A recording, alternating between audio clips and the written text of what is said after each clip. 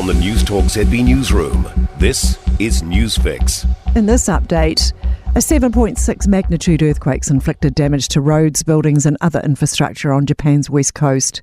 At least 4 deaths have been reported, along with some injuries. Some tourists in the country caught the big shake on their smartphone. God. That was scary. The highest level tsunami warning's now been withdrawn. An interim report into the SeaWorld helicopter crash is due to be handed down today, exactly 1 year on from the tragedy. The Australian Transport Safety Bureau's interviewed more than 80 witnesses during its probe into the Midday collision, which killed 4 people and injured 9.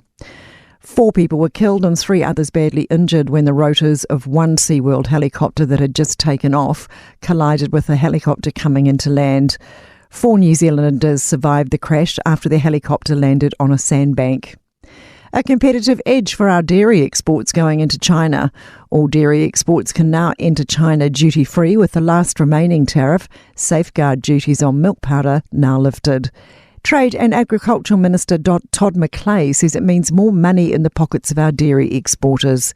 But he says it helps in other ways too. Everyone else that exports milk powder, as an example there, pays at least a 10% tariff rate. And so ultimately it just means that we're more competitive to changes in international markets.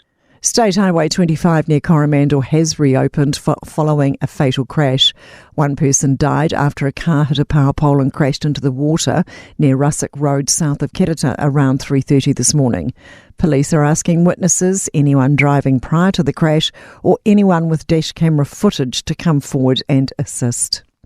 And Disney has lost the copyright for the early version of Mickey Mouse. The copyright for the character seen in the 1928 film Steamboat Willie has expired. That's news.